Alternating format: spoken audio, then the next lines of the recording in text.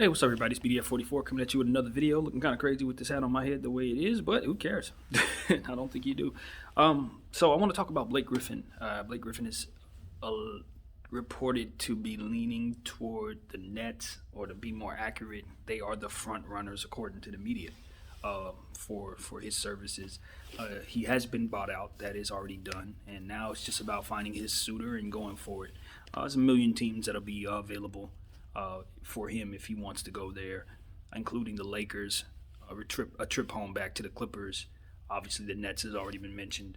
I think Miami was in that list of teams as well. He's not going to have a short list of people who would want his services. What I think he brings to the table for any team that is going to be noteworthy immediately is his ability to facilitate. He's a sneaky great passer.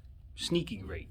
Not like LaMelo Ball, LeBron James, Lonzo Ball, Chris Paul type stuff, but he, from his position, can get you upwards of 5-6 assists a night.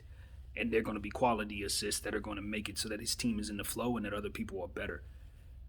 A player like that makes others better. And when you see what they already have going on in terms of their facilitation with James Harden completely just taking and absorbing that role and mastering that role pretty much overnight, increasing his legacy tenfold, if you ask me. And a lot of people are claiming James Harden's the best player in the league right now, and I think he's making a damn good case for why he should be considered that. Now, when KD gets back, I think it'll kind of make things go back to normal in terms of the type of shot selections that the entire team is taking from individual to individual, because you look at a guy like Brown, their shooting guard, and he's looking like a star right now. I don't know that those shots are going to continue to be there for him once KD gets back. It's obvious that things are going to have to change, but you can see that their bench is starting to strengthen. They're finding pieces in places. Claxton is playing well. They're getting a better year out of Landry Shamet than the Clippers were able to last year. So the Nets have really, in a low-key kind of way, strengthened their team from within. They're just doing a good job. Got to give credit to the coaching staff. You got to give credit to Steve Nash. They're getting stuff out of guys that you don't expect to get anything out of. And if they add Blake Griffin to that team, I think that makes them significantly deeper than they already were. It's significant because you got another star caliber player out there who can hold his own while you sit other guys. So let's say you only have Kyrie on the floor. Kyrie and Blake Griffin can do damage. DeAndre Jordan and Blake Griffin already have chemistry. So it's one of those situations where it's like you don't have to teach your front court anything about how to play with one another. They already know each other back and front. They've been through many years of battling together. You have the Clipper front court, and that's not a bad front court to have. Blake Griffin is a much improved three-point shooter, although he's been improved well into going back into his Clipper career. He's always been pretty solid at improving from year to year from the three-point line. I think he's pretty much gotten his game down in that regard. He's somebody you can trust behind the line. I think that helps the Brooklyn Nets quite a bit if he goes there. So he's not going to be a defender, but he never was. He's not going to give you the same amount of scoring punch that he's had, but you got to understand something about Blake Griffin. He's been in purgatory for the last 3 years. He was in a situation where he was handling it exemplary, if that's the right way to say it. He was an exceptionally good sport about the entire screwed up situation, and he's hungry. This is someone who's never won a championship. This is someone who's never played on a franchise worth talking about. No disrespect to the Detroit Pistons, all the disrespect in the world of the Clippers. You know how I feel about them. But he's never been on a franchise worth talking about. This is the first time, if he goes to the Nets, where he's actually going to be in a position to really win something. And I know a lot of people say, well, the Clippers were never close. They were never close. They appeared to be close, but they were very, very far away from ever winning anything with Blake Griffin. And it wasn't his fault. It wasn't even CP3 part or DeAndre Jordan fault or even the coach's fault. They just could not seem to find a small forward that was worth a damn throughout his entire time with the Clippers. That was the problem. They were always missing a very, very normally decent small forward. All of their small forwards sucked, period. So we're going to just throw that out there, leave it at that, with the exception of my guy Matt Barnes and Was there anybody else that was there before the Kawhi PG thing? No, I don't think they had anybody worth talking about, honestly. They small forward position was always super subpar. So now you give that front court of Blake Griffin and DeAndre Jordan, even though they're in their old age, you get them back together, and they got a bunch of superstars to play with now. They're not even the fourth and fifth option on their team at this point. I love it. I love it for Brooklyn. I love it for their prospects of being a championship caliber team. They're already coming out of the East, I think, although I do have Philadelphia in the mix. We got to see how everything shakes out. It's between those two teams for me. I do think Brooklyn will ultimately get them, but that I tend to flip-flop on that. I think at the end of the day, though, if you continue to strengthen that Brooklyn team, you continue to have Brown play the way that he's been playing, they're going to be so tough to stop for anybody. So right now, just looking at the prospects of them getting Blake Griffin, they're very, very, very dangerous. Yeah, that's really the gist of it for him if he goes there. I don't think they need him. Let's make that very clear. They don't need him. But I think he can work his way into a role where he's extremely valuable for them. And once they get him, once they start using him, I think they'll be much more comfortable with him down there than without him. I don't expect him to struggle like he did with Detroit. Detroit has always been a situation with him there where he just was not the focal point at all. They've put guys in front of him. This year's Detroit Piston team, he's been hurt off and on, left and right, back and front. It looks like he's done, but I just know better than to take a player who's never won anything, who's been a star his whole career, put him in a super team situation where he can chase a ring, and suddenly he's going to be upwards of his old self once again. He's going to have games where he looks like Blake Griffin. Do not be surprised if before the end of June you see a 30-point triple-double out of that man. Do not be surprised, because it's just like anything else. When you've been stuck in a bad situation and you've been tossed aside like he has, but paid at the same time, it's like, what else is there to accomplish but a championship? Now you put him back in Brooklyn. Suddenly he's going to have a rejuvenation of himself. Suddenly the game is going to start to feel good to play again. Suddenly he's going to see them bright lights that he's used to, because he wasn't getting that in Detroit.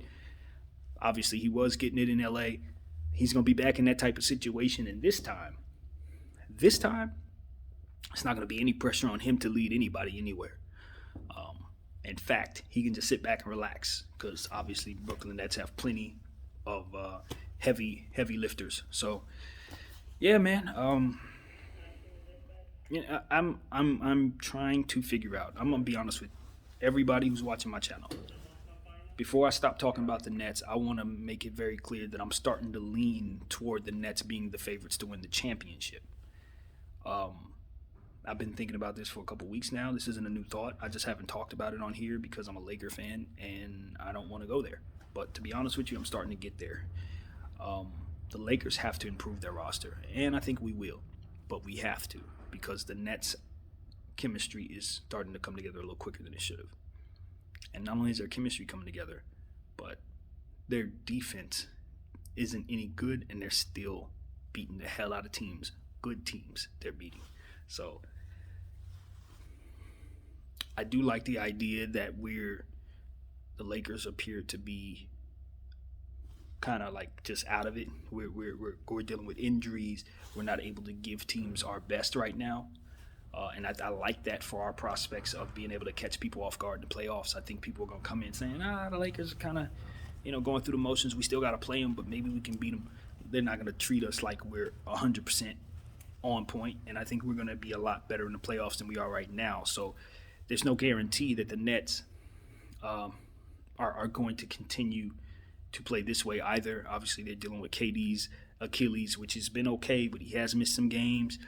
James Harden's playing amazing, but he does tend to run out of gas. Kyrie Irving is healthy, but he tends to not be. So it's a lot of things that got to work out. There's a lot of basketball left to play, and they are not a good defensive team with a brand new coach. So, the Nets are not a shoo-in, but with the type of talent that they have, coupled with the chemistry that they've developed so quickly, it's going to be very difficult to beat them. And as they continue to age together and to continue to build their team, it's going to get even harder and harder every year. So it is definitely going to be difficult for the Lakers if AD isn't healthy to even get out of the West. But if AD's healthy, I still think we have a very tough series ahead of us if we happen to run into that team. Our depth should overcome them if they don't strengthen their bench much better than it is right now. So a lot, like I said, it's a lot riding on what's going to happen next. Andre Drummond's still rolling out there somewhere. Who knows where he lands? Maybe he comes here, maybe he goes there. That could be a very big piece.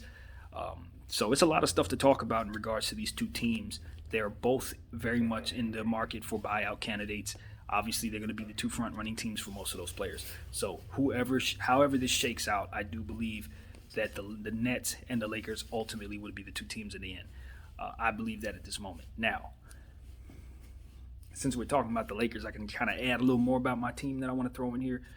I do believe that Andre Drummond and Anthony Davis are a devastating combination to try to deal with, and I don't think people are really considering that as much as they will if it comes into fruition. Andre Drummond and Anthony Davis will make it so that no one is able to rebound over us. No one. And that's going to be a very, very important piece if we get him. I'm not a huge fan of Andre Drummond because I know what his weaknesses are, and as I've said, he's kind of quirky. As it's been described to me, he tends to turn the ball over like a madman. He tends to miss layups and all kinds of weird stuff that you don't expect from a player of his caliber. But at the end of the day, there's not a better rebounder in all of basketball. He is the best rebounder in the game. And not only that, but he can score a lot. He has a very, very, very, very elite motor, as far as I can tell. He just keeps going. And he's going to create a lot of cushion for us on that bench. When we sit Trez down, when AD isn't out there, he's still putting pressure on teams' defenses to try to stop him and stop everyone else that's going to be down there. So I'm warming up to the idea of what the team looks like with Andre Drummond. I do wonder about spacing. I do wonder if he ultimately ends up landing with the Nets, which could turn this whole thing upside down.